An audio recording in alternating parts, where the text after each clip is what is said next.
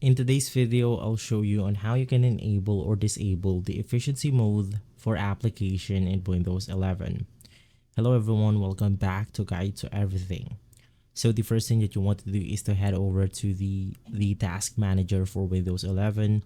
You can do so by clicking on the system icon right here.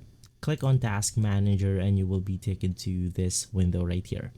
You want to click on processes, and right beside the application you will be able to see a leaf icon.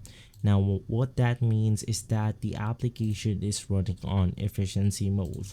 To disable the application or to disable the mode, you can just click on the application that has that specific icon, which is going to be this one right here.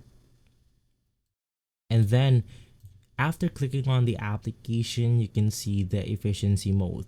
You want to right click on it, click on efficiency mode, and you want to set it to any other modes on the Windows 11. You could also click on this button to change it into something else, and from there you are good to go. If this video has been helpful, leave a like, subscribe, and follow Guide to Everything for more videos like this. Thanks for watching.